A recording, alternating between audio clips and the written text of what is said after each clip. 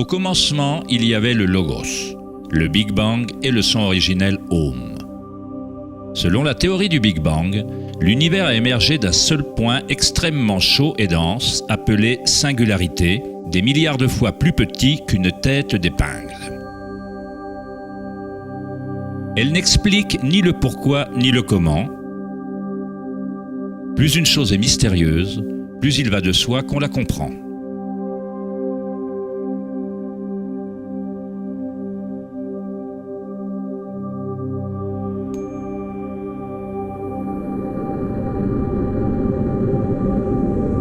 On croyait que la gravité finirait soit par ralentir l'expansion de l'univers, soit par le contracter dans un Big Crunch. Cependant, les images en provenance du télescope spatial Hubble démontrent qu'en fait, l'expansion de l'univers accélère et se poursuit de plus en plus vite en s'éloignant du Big Bang. D'une certaine façon, l'univers contient plus de masse que la physique ne l'avait prédit. À l'heure actuelle, les physiciens justifient la masse manquante par le fait que l'univers contient seulement 4% de matière atomique, ce qui est considéré comme matière normale. La matière noire représente 23% de l'univers et l'énergie noire en représente 73%, ce qui avant était considéré comme un espace vide. Cela ressemble à un système nerveux invisible qui traverse l'univers en reliant tout.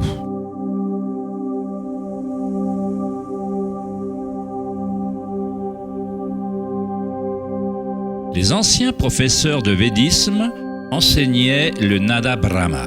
L'univers est vibration. Le champ vibratoire est la source de toute expérience spirituelle véritable et de toute enquête scientifique. Il s'agit du même champ énergétique que des saints, des bouddhas, des yogis, des mystiques, des prêtres, des chamans, des devins ont observé par l'introspection.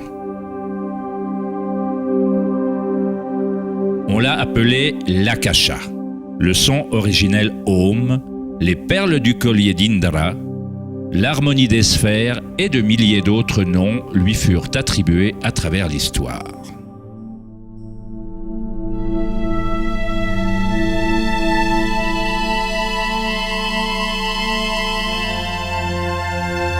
C'est la source commune de toutes les religions.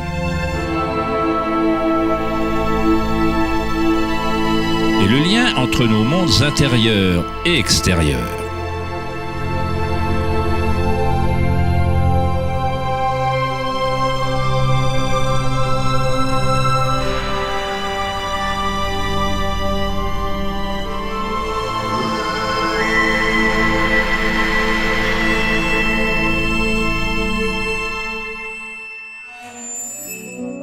Une cosmologie similaire à la physique la plus avancée d'aujourd'hui est décrite dans le bouddhisme Mahayana au IIIe siècle.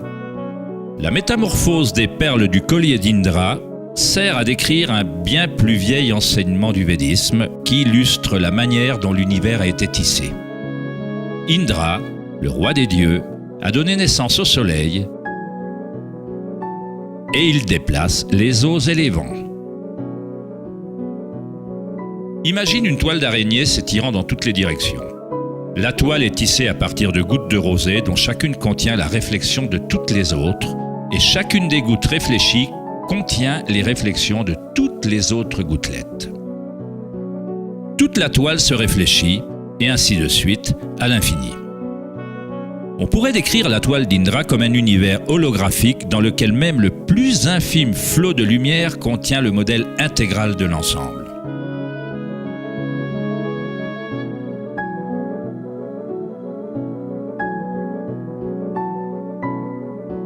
Le scientifique serbo-américain Nikola Tesla est parfois appelé l'homme qui a inventé le XXe siècle. Tesla découvrit le courant électrique alternatif et créa de nombreuses choses qui font désormais partie de la vie quotidienne. De par son intérêt dans les anciennes traditions védiques, Tesla était bien placé pour comprendre la science à travers un modèle à la fois oriental et occidental.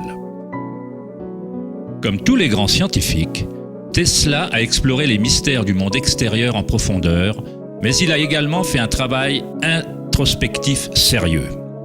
À l'instar des anciens yogis, Tesla utilise le terme d'akasha pour décrire la perception éthérique qui se prolonge en toute chose. Tesla a étudié avec Swami Vivekananda, un yogi qui a introduit les anciens enseignements de l'Inde dans les pays occidentaux. Selon les enseignements védiques, l'akasha représente l'espace comblé par les autres éléments et qui existe simultanément par vibration. Les deux sont indissociables. Akasha est au yin, ce que prana est au yang.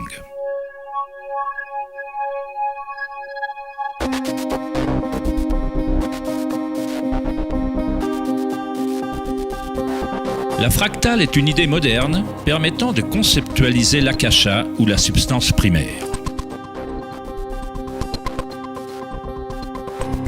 Il a fallu attendre les années 80 pour que la technologie informatique permette de visualiser et reproduire mathématiquement les modèles de la nature. Le terme fractal a été introduit par le mathématicien Benoît Mandelbrot, qui a étudié certaines équations simples qui, répétées, créent une quantité infinie de formes mathématiques ou géométriques variables dans un cadre limité. Une fractale est une forme géométrique brute, divisible, dont chaque partie représente approximativement une copie réduite du modèle complet, une propriété qu'on appelle autosimilarité.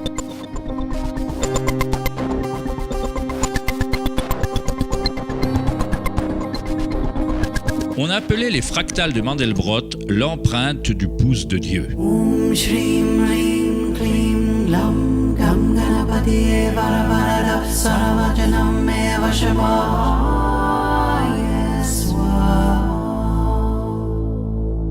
On perçoit une œuvre d'art créée par la nature elle-même. En pivotant l'image de Mandelbrot d'une certaine façon, on obtient une image qui ressemble à peu près à une divinité hindoue ou à un Bouddha, appelée l'image Bouddha-Brot.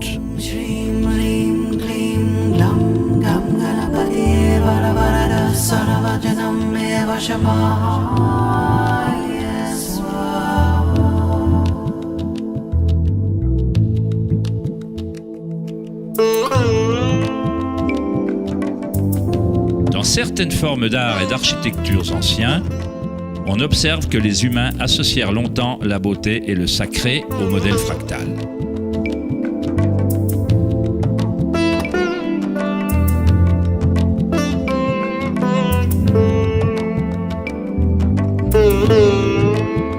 Pourtant, chaque partie d'une extrême complexité contient la semence recréant le tout. Les fractales modifièrent l'opinion des mathématiciens sur l'univers et sur son fonctionnement. Chaque niveau de grossissement révèle des différences par rapport à l'original. Lorsqu'on passe d'un niveau de détail fractal à un autre, on observe que l'image change et se transforme en permanence. Cette transformation est la spirale cosmique, l'intelligence intégrée de la matrice de l'espace-temps.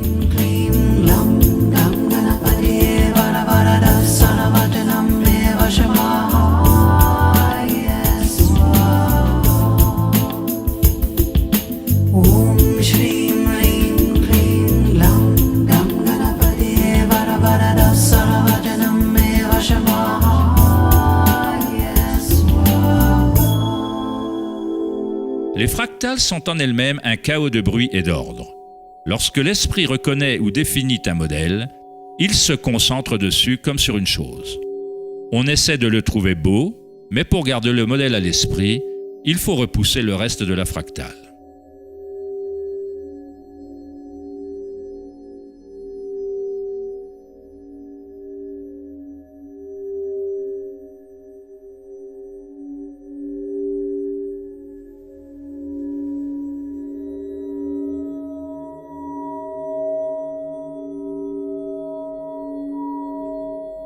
Comprendre une fractale par l'essence équivaut à limiter son mouvement.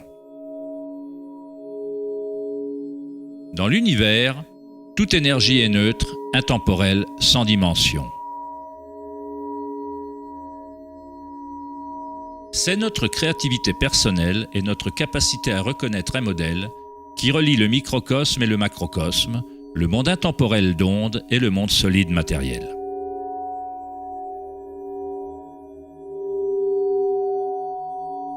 L'observation est un acte créatif qui passe par la limite inhérente à la pensée. On crée l'illusion de solidité, de choses, en leur collant une étiquette, en les nommant. Le philosophe Kierkegaard a dit « Me donner un nom, c'est m'annihiler ». En me donnant un nom, en me mettant une étiquette, vous annihilez toutes les autres choses que je pourrais être.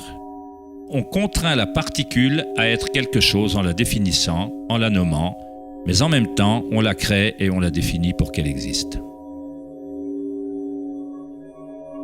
Créer relève de notre nature la plus élevée. La création de choses mène à la notion de temps, ce qui crée l'illusion de solidité.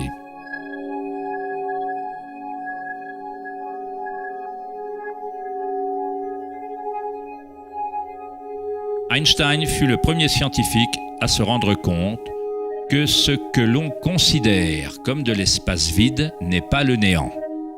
Il a des propriétés, une quantité presque inconcevable d'énergie intrinsèque à la nature de l'espace. Le célèbre physicien Richard Feynman déclara un jour « Il y a suffisamment d'énergie dans un seul mètre cube d'espace pour faire bouillir tous les océans du monde. » Les maîtres en méditation savent que le plus grand pouvoir règne dans le calme. Le Bouddha donna pourtant un autre nom à la substance élémentaire. Il la nomma Kalapa. Ce qui ressemble à de fines particules ou vaguelettes, s'élevant et s'éloignant des trillions de fois à la seconde.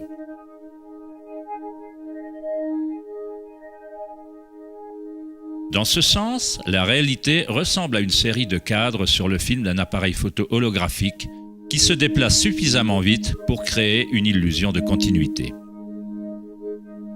Quand la conscience est parfaitement calme, on comprend l'illusion car elle est créée par la conscience elle-même.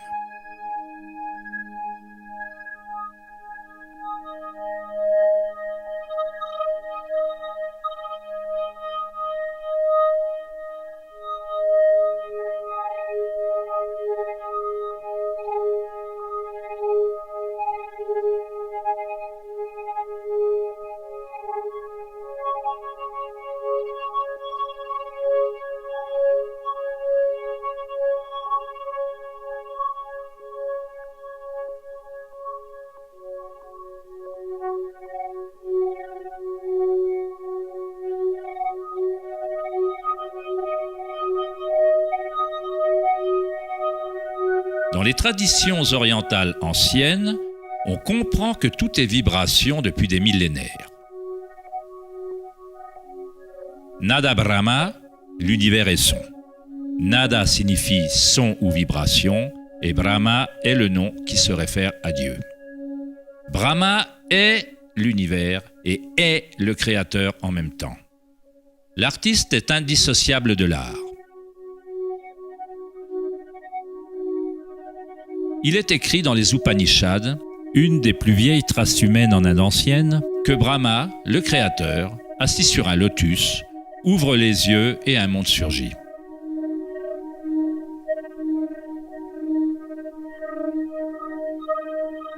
Brahma ferme les yeux et un monde s'éteint.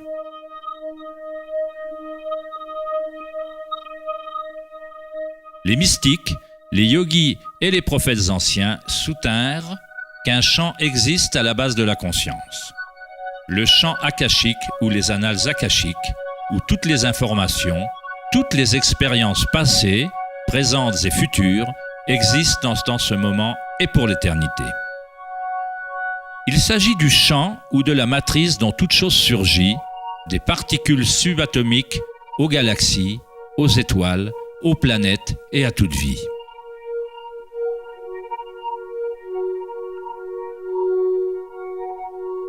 On ne perçoit jamais rien dans son entièreté, car tout est constitué de couches superposées de vibrations qui changent sans cesse, échangeant des informations avec Akasha. Un arbre puise dans le soleil, l'air, la pluie, la terre. Un monde d'énergie entre et sort de cette chose qu'on appelle un arbre. C'est quand l'esprit est au repos qu'on voit la réalité telle qu'elle est. Tous les aspects ensemble, l'arbre et le ciel et la terre, la pluie et les étoiles ne sont pas dissociés.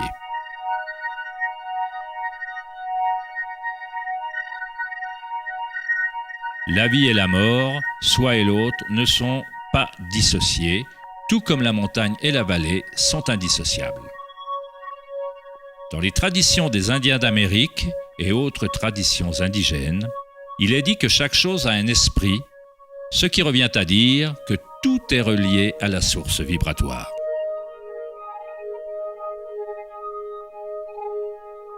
Il y a une conscience, un champ, une force qui se déplace à travers tout.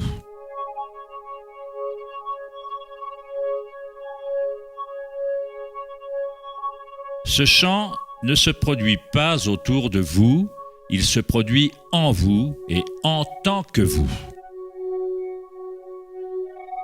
Au réveil, après un rêve, vous vous rendez compte que tout dans ce rêve était vous. C'est vous qui le créiez. La soi-disant vie réelle n'est pas différente. On est chacun et chaque chose.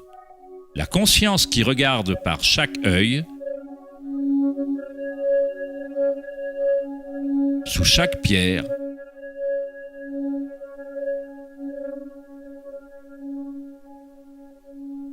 dans chaque particule.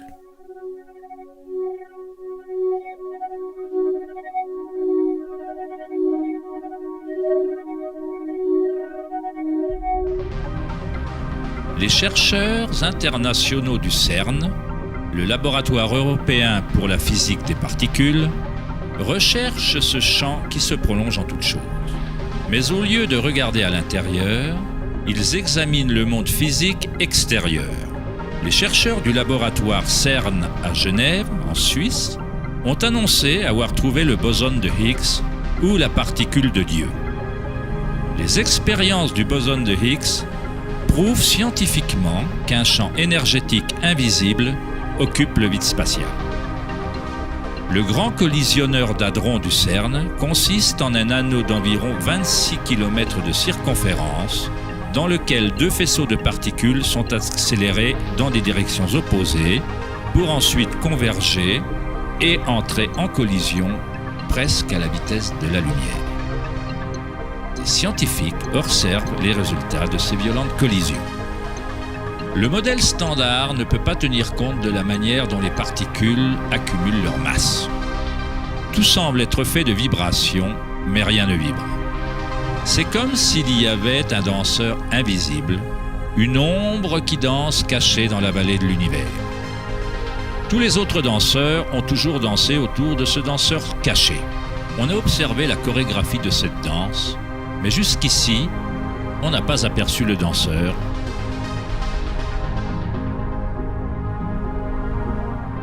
La soi-disant particule de Dieu, les propriétés de la base matérielle de l'univers, le cœur de la matière qui tiendrait compte de la masse et de l'énergie inexpliquée entraînant l'expansion de l'univers. Mais loin d'expliquer la nature de l'univers, la découverte du boson de Higgs ne présente qu'un mystère encore plus profond, révélant un univers encore plus mystérieux qu'on ne l'avait jamais imaginé. La science s'approche du seuil entre la conscience et la matière. L'œil avec lequel on regarde le champ originel et l'œil avec lequel le champ nous regarde est un seul et même œil.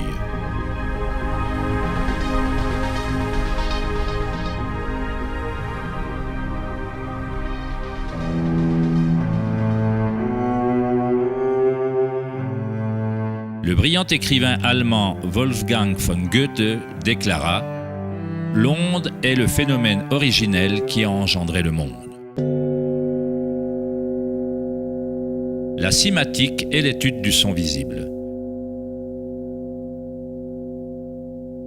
Le mot cymatique vient de la racine du mot grec cyma qui signifie onde ou vibration.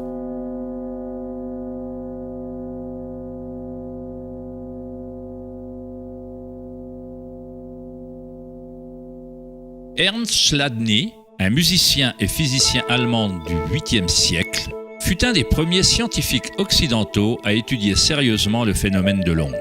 Chladni découvrit qu'en versant du sable sur des plaques de métal et en les faisant ensuite vibrer avec un archet de violon, le sable se regroupe en modèles. Différentes formes géométriques se dessinent selon la vibration produite. Chladni archiva un catalogue entier de ces formes qu'on désigne sous le nom des figures de Chladni. On peut trouver un grand nombre de ces modèles dans le monde naturel, comme les taches sur la tortue ou les modèles tachetés des léopards.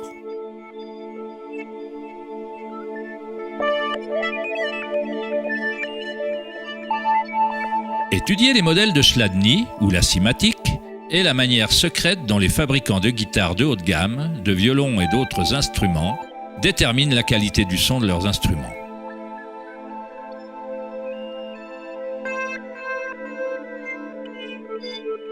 Dans les années 60, Hans Jenny a développé le travail de Chladni en utilisant des fluides variés et l'amplification électronique pour créer des fréquences sonores et les a surnommées cymatiques. Si on fait passer de simples ondes sinusoïdales à travers un plat rempli d'eau, on observe des modèles dans l'eau. Différents modèles d'ondulation apparaîtront selon la fréquence de l'onde. Plus la fréquence est élevée, plus le modèle est complexe. Ces formes peuvent être répétées, elles ne sont pas le fruit du hasard. Plus on observe, plus on commence à voir la façon dont les vibrations arrangent la matière en forme complexe à partir de simples ondes répétées. La vibration de l'eau ressemble au modèle d'un tournesol.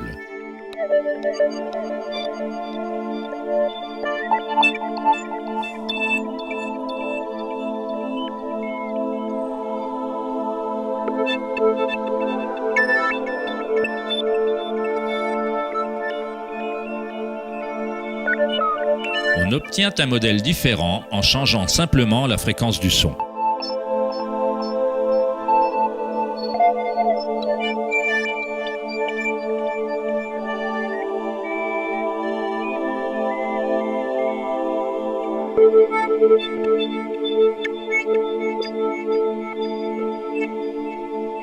L'eau est une substance très mystérieuse. Elle est extrêmement sensible, c'est-à-dire qu'elle réceptionne et maintient la vibration. De par sa grande capacité de résonance, sa sensibilité et son aptitude à résonner, l'eau réagit instantanément à tout type d'onde. L'eau vibrante et la terre constituent la majorité de la masse des plantes et des animaux. On peut facilement observer la façon dont les vibrations dans l'eau créent des modèles naturels reconnaissables, mais en y ajoutant des solides et en augmentant l'amplitude, des choses encore plus intéressantes se produisent. En ajoutant de la fécule de maïs à l'eau, un phénomène plus complexe se produit.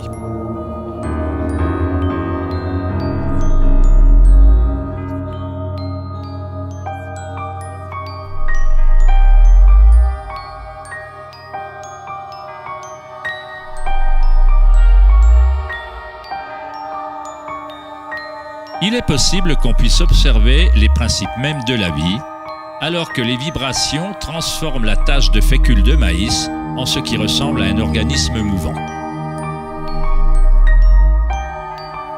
Le principe d'animation de l'univers est décrit dans chaque grande religion, utilisant des mots qui reflètent la compréhension de cette période de l'histoire.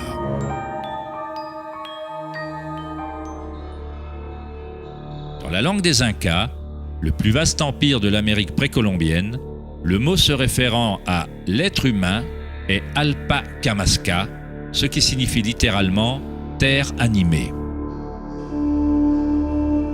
Dans la Kabbale, ou le mysticisme juif, on parle du nom divin de Dieu.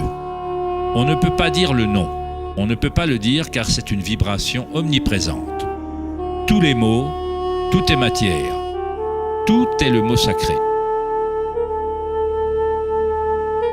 Le tétraèdre est la forme géométrique tridimensionnelle la plus simple qui soit.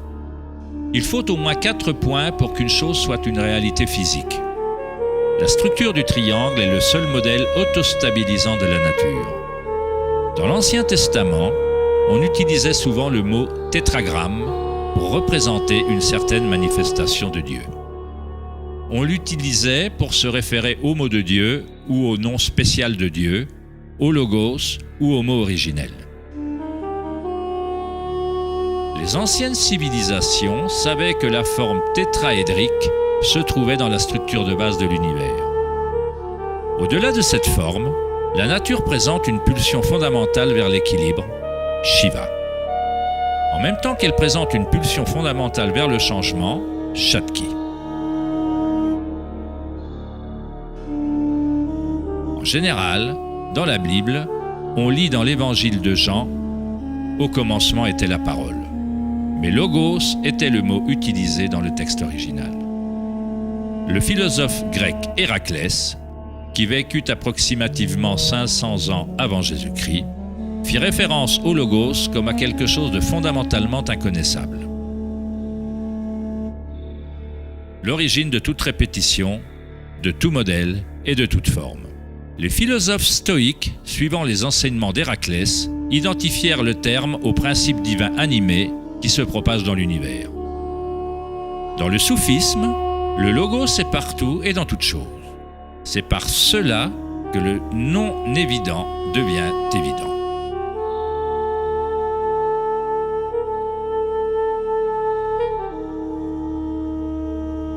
Dans la tradition hindoue, Shiva Natarja signifie littéralement « Seigneur de la danse ». Le cosmos entier danse au son du tambour de Shiva. Tout est empreint d'eux ou âme animée par cette pulsation.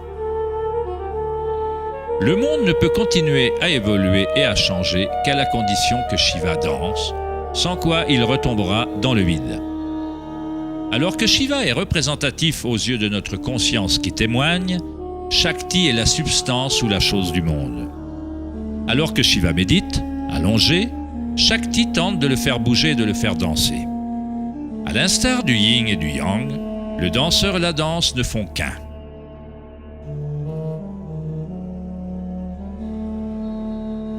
Le logos signifie aussi vérité non dissimulée. Celui qui connaît le logos connaît la vérité.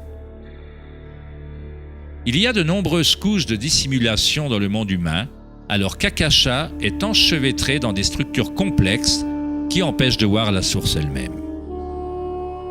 Comme un jeu de cache-cache divin, on se cache depuis des millénaires en finissant par oublier le jeu complètement. D'une certaine manière, on a oublié qu'il y a quelque chose à trouver.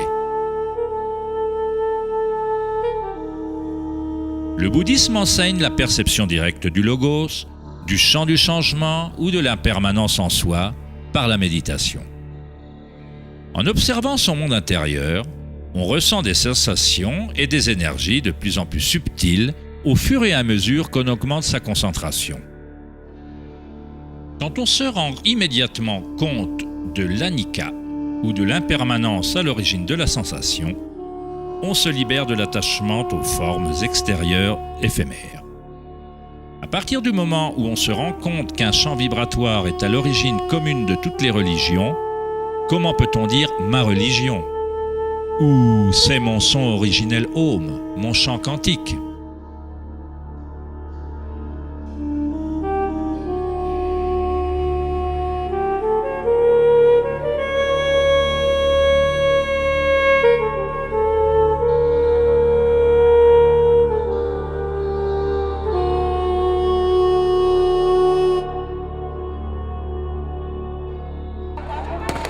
La vraie crise de notre monde n'est pas sociale, politique ou économique.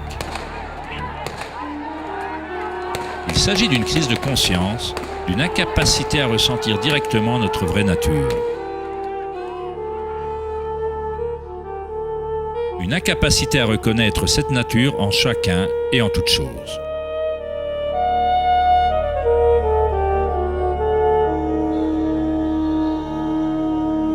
Dans la tradition bouddhiste, le bodhisattva désigne celui qui détient la nature éveillée de Bouddha. Un bodhisattva fait le vœu d'aider chaque être de l'univers à s'éveiller, à se rendre compte qu'il n'y a qu'une seule conscience. Pour éveiller son soi intérieur, il faut éveiller tous les êtres.